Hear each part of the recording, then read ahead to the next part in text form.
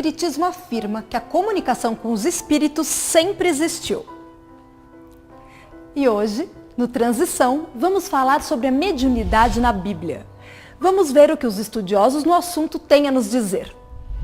Como nós sabemos, a palavra Bíblia ela é uma palavra grega e significa uma reunião de livros ou rolos, porque os textos, por exemplo, do Velho Testamento foram escritos em pergaminho, em rolos de pergaminho. Então, foram sendo acrescentados, sendo envolvidos e formam então um conjunto de mais de 70 livros, 46 no Velho Testamento ou Antigas Escrituras, como os hebreus chamam, né, chamavam, e a Nova Escritura ou o Novo Testamento. 46 livros na primeira parte e cerca de 27, 28 na segunda parte. O intercâmbio entre o chamado mundo espiritual ou mundo invisível e esse mundo que nós vivemos nesse momento, o chamado mundo material ou mundo físico, existiu desde que o mundo é mundo. Afinal de contas, pessoas e espíritos são apenas, podemos entender dessa forma, dois estados momentâneos pelo qual o espírito passa. No mundo material estamos ligados a um corpo biológico. No mundo espiritual não temos esse corpo. Então é natural que ao longo dos vários registros humanos, da história humana, nós vamos encontrar traços, indícios e muitas vezes de uma forma muito clara, de uma forma muito plena, esse intercâmbio. Uma das formas pela qual a gente pode visualizar esse intercâmbio é a própria mediunidade.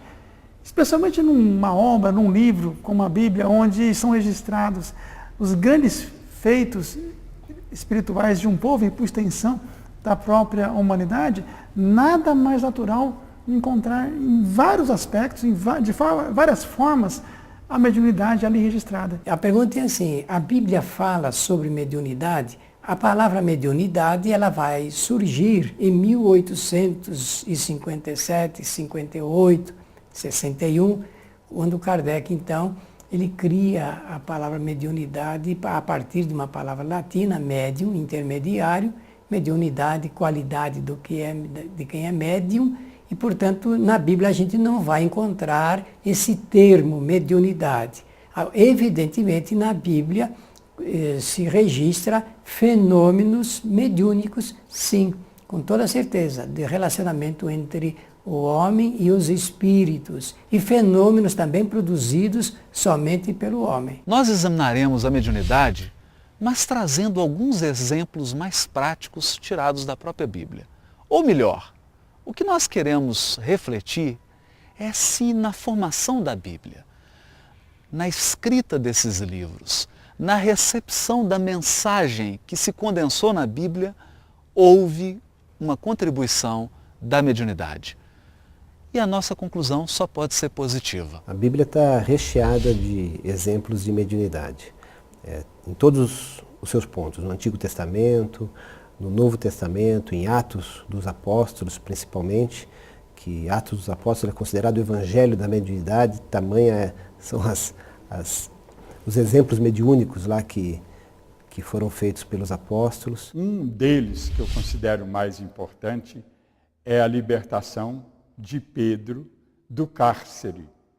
Ele foi preso por ordem de Herodes e, inclusive, ele achava que ele fosse ser martirizado, fosse ser degolado, como Tiago, alguns dias antes, tinha sido degolado. E Pedro estava lá preso, algemado, e apareceu um espírito à noite, que a Bíblia chama de anjo, e rompeu as algemas e levou Pedro até a saída da prisão, quando ele então ganhou a rua, e ele foi para a casa da mãe de João Marcos. E lá, quando ele apareceu no portão chamando, eles acharam que fosse o espírito dele. E chamam, inclusive, o texto bíblico chama de, eles acharam que fosse o fantasma dele, porque acharam que ele tivesse sido degolado lá na prisão e ele estava aparecendo para eles. Então, a empregada que tinha ido abrir o portão para ele, ela se assustou e correu para dentro de casa dizendo que era Pedro. E todos acharam que fosse o espírito dele, o fantasma dele, que estivesse se manifestando e que, portanto, ele havia sido executado lá na prisão. Eu considero este um dos fenômenos mediúnicos mais importantes no livro de Atos, e todo ele está cheio desses fenômenos. O Antigo Testamento, os especialistas bíblicos dizem que foi escrito ou começou a ser escrito 600, 500, 400 anos antes do nascimento de Jesus de Nazaré. A vida e os feitos de Jesus fazem parte do Novo Testamento. E o Velho Testamento, então, escrito antes de Jesus de Nazaré, mais ou menos nesse período que eu mencionei. É realmente um registro histórico muito interessante esse, porque a Bíblia ela é realmente um livro que contém geografia, política, história, antropologia, aspectos sociais, relatam coisas fantásticas. Então é um livro muito importante para que a gente entenda a vida daquele povo mais antigo.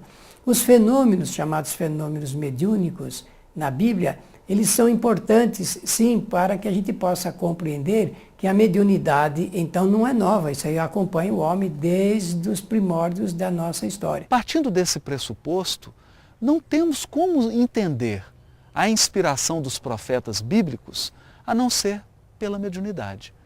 Portanto, o fenômeno do profetismo ou o fenômeno da inspiração bíblica é apenas uma outra forma de dizer, de falar sobre a mediunidade. Todo contato com a espiritualidade, toda vez que o ser humano capta ideias, projetos, sonhos, reflexões, um catálogo de conduta moral, ele o faz de uma maneira sutil, ele percebe com o coração. É sempre assim, não apenas com os profetas bíblicos, mas com todos os gênios da humanidade. Todos os grandes músicos, escritores e artistas trouxeram as suas obras de uma inspiração ou de um estado alterado de consciência em que eles puderam captar as belezas da vida, o belo e o bom que está gravado na própria natureza. Então nós precisamos também abstrair um pouco o conceito da mediunidade. Lembrar que quando eu tenho uma ideia, quando eu projeto algo, quando eu desejo fazer algo, quando me vem uma inspiração para fazer algo, eu estou nos domínios da mediunidade. E os profetas, os autores dos livros da Bíblia, quando escreviam, quando faziam algo, quando criavam uma igreja, quando viajavam, quando falavam da mensagem bíblica, eles o faziam sob inspiração. Portanto, sob esse terreno amplo da mediunidade. Profeta é uma palavra antiga para designar o médium, intermediário dos espíritos. E é evidente que nós vamos encontrar em toda a história humana profetas, isto é, médiuns, com tarefas muito específicas de esclarecimento, de orientação, de conscientização do povo a respeito da realidade espiritual. Nós temos na primeira carta de João, capítulo 4, versículo 1. Ele diz assim: Amados, examinai os espíritos, para saberdes se estão vindo de Deus ou das trevas, se são do bem ou se são do mal. Porque há muitos falsos profetas por aí. Isso demonstra para nós, João, ele está demonstrando para nós, que as profecias são feitas por espíritos, mas nós temos que examinar os espíritos para sabermos que tipo de espírito é, se é um espírito bom, se é um espírito atrasado, porque as profecias, de fato, são feitas por espíritos, usando os médiuns, que a Bíblia chama de profetas, para se manifestarem. A pergunta é qual é a principal tarefa dos profetas. Então eu entendo que é justamente demonstrar a imortalidade, a comunicabilidade dos espíritos, chamando para a nossa realidade. A realidade espiritual ela é constituída de informações sobre imortalidade, evolução, reencarnação, livre-arbítrio e causa e efeito, que são as 5 leis principais de todo o universo. Sonhos proféticos, revelações e pessoas que recebiam mensagens divinas. Seriam casos de mediunidade? O Decálogo, ou os 10 Mandamentos, que Moisés recebeu no Monte Sinai, foram apresentados a Moisés lá na sarça ardente por um espírito. Algumas partes do Velho Testamento falam que foi Deus, o próprio Deus, o Javé, na visão dos hebreus, que entregou as tábuas da lei para Moisés. Mas Paulo, no livro de Atos, capítulo 7, versículo 30, fala que foi um anjo, quer dizer, um espírito, que entregou para Moisés o Decálogo, que contém, vamos dizer, as leis naturais, que são divinas. Moisés, ao receber as tábuas da lei, recebeu por um processo comumente imaginado como um processo miraculoso, um processo em que Deus escreveu nas tábuas. Mas isso é, na verdade, também uma manifestação espiritual, é também uma das modalidades de contato do mundo espiritual com o mundo físico. É verdade, uma modalidade bem objetiva, bem prática, mas há outras mais sutis. Por exemplo, quando Abraão deixa a sua terra e resolve formar um povo, dando início ao povo hebreu, dando início à saga que está registrada na Bíblia. Essa mensagem ele teve por intuição, ele teve por sonho, por inspiração. E a inspiração, os sonhos, as intuições também integram essa grande faculdade que é a mediunidade. Dizem que Moisés proibiu a comunicação com os mortos. Ele realmente disse isso. Tá? Mas isso não quer dizer, como muitas pessoas até hoje acreditam, de que isso é proibido, que nós não podemos ter comunicação com os espíritos. Ele estabeleceu uma orientação com muita segurança, porque ele percebeu que estavam mercantilizando a mediunidade, estavam caminhando para interesses escusos até. Então ele percebeu que realmente a permanecer essa situação seria um inconveniente. Sobretudo ele faz isso durante a travessia, né? Durante todo o tempo em que os judeus saem do Egito para rumarem para a nova casa. E ele então percebeu que se fazia um comércio da mediunidade. Há diversos tipos de mediunidade. Há a mediunidade daqueles que sonham, conseguem devassar o futuro, conseguem enxergar e prever quadros do que irá acontecer. Há a mediunidade daqueles que ouvem frases, ouvem às vezes discursos inteiros, ouvem seres espirituais que se comunicam com eles.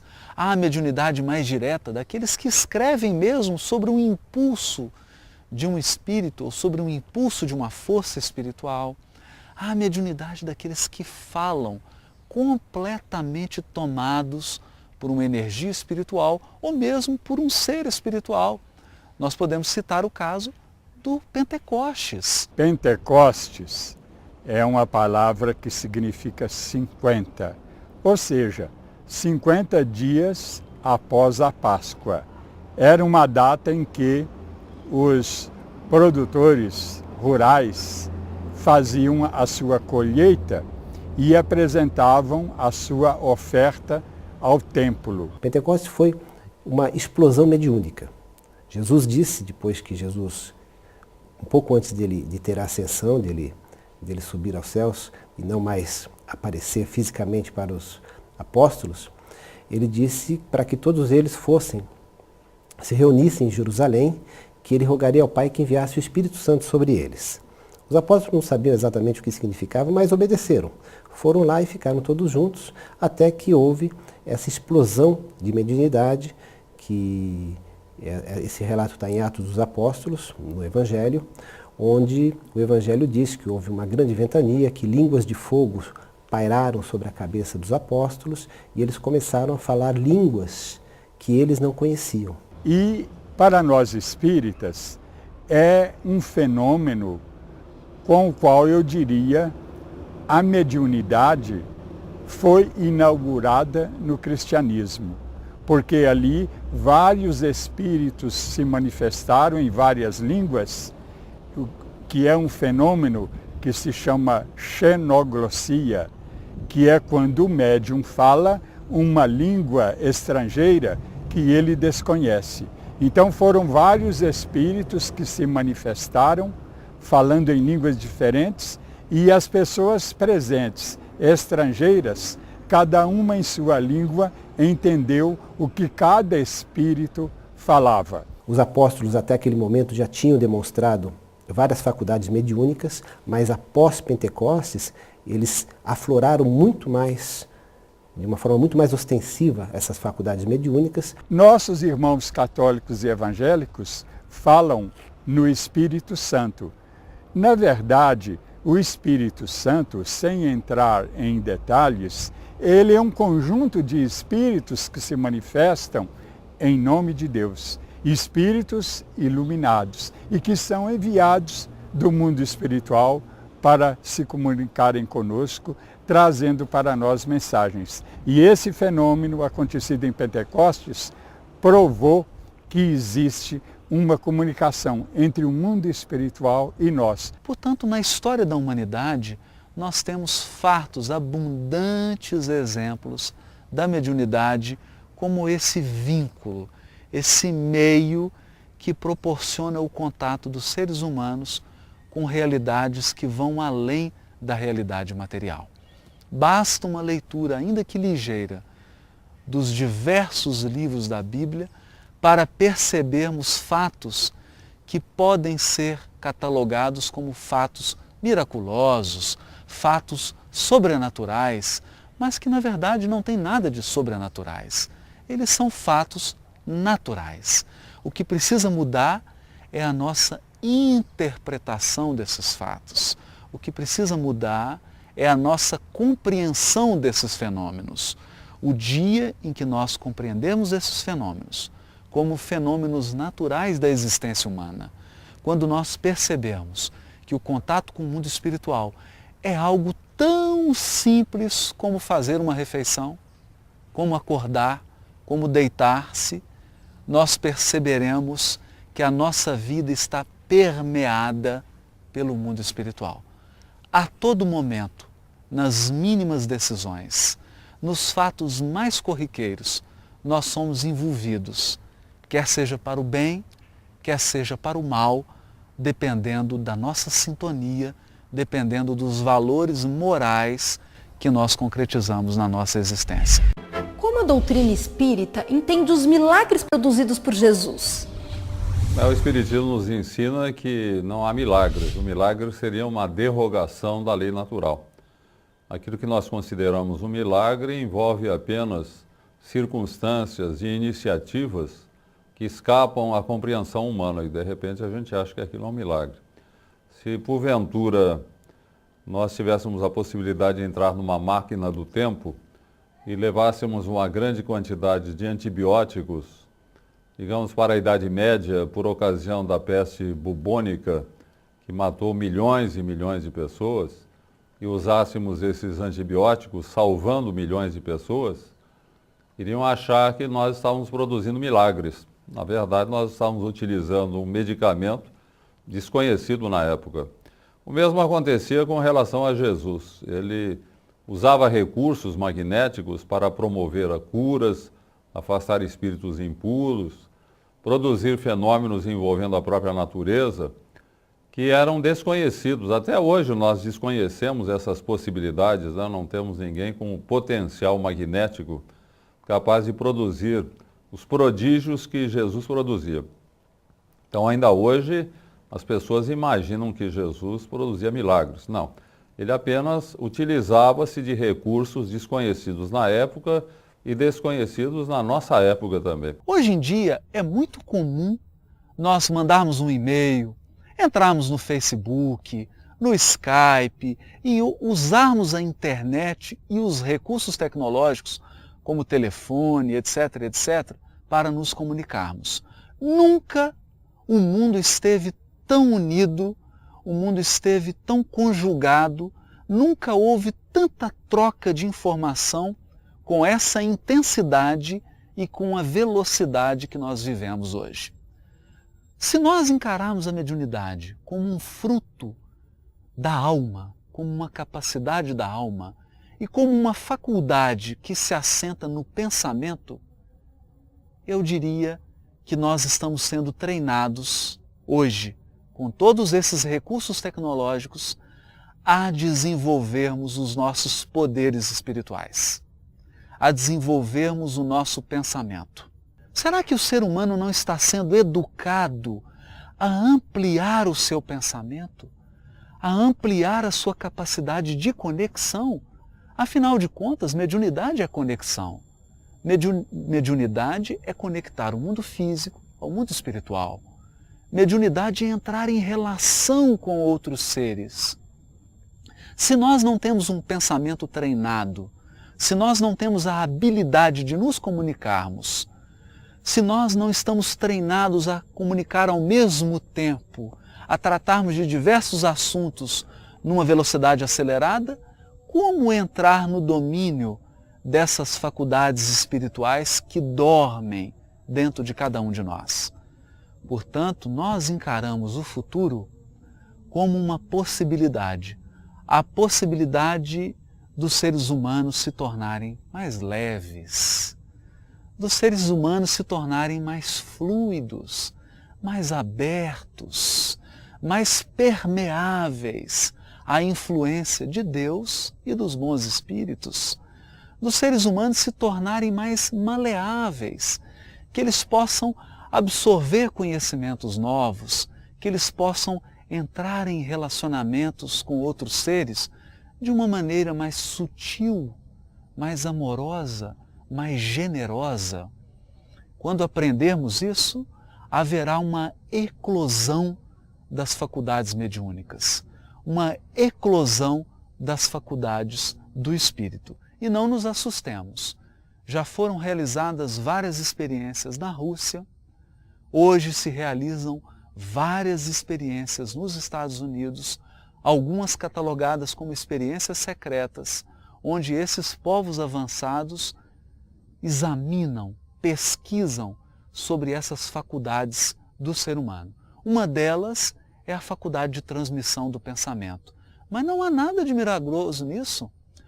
Qual mãe que nunca sentiu uma intuição, que nunca se comunicou com um filho pelo amor, pelo coração, pelo pensamento?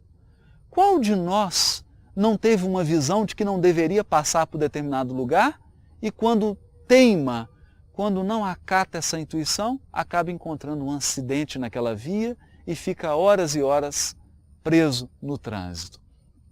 Portanto, nós já exercitamos essas faculdades, só que as exercitamos de uma maneira muito amadora, porque a nossa alma ainda não está aberta para esses potenciais. John Dewey, ele escreveu, norte-americano, na área da educação, escreveu um livro intitulado Como Pensamos. Eu aconselharia as pessoas que gostam deste assunto a ler este livro, já existe desde 1940, edição em língua portuguesa, e isto facilita bastante nós entendemos o que é o pensamento, o que é o ato de pensar. Quando nós dizemos que o pensamento é um dos 3 atributos do espírito, e são inteligência, vontade e pensamento, é que o pensamento ele é realizador. É ele que busca soluções para o que a vontade determina. De modo que o futuro aponta para uma nova mediunidade. Não mais uma mediunidade tão objetiva, tão concreta, mas uma mediunidade sutil. A mediunidade do artista que se inspira e produz uma obra de arte. A mediunidade do escritor que entra em contato com outras mentes e que capta histórias, muitas vezes histórias vividas por outros seres espirituais que estão ao lado dele. Porque o Criador, se é espírito, se é um ser espiritual, só pode se comunicar conosco pela sensibilidade, pela via sutil do sentimento, da intuição e da espiritualidade, por essa faculdade chamada mediunidade. Dia virá em que nós compreenderemos melhor esse fenômeno e esse fenômeno se transformará num fato natural. Quando esse dia chegar, o nosso contato com o mundo espiritual será tão abundante que nós poderemos receber essas luzes, essas inspirações, esse amparo do mundo espiritual de uma forma ostensiva, como os profetas, como os apóstolos, como aqueles primeiros cristãos recebiam. E por isso eles sentiam uma alegria de viver diante das dificuldades, das tragédias e das dores.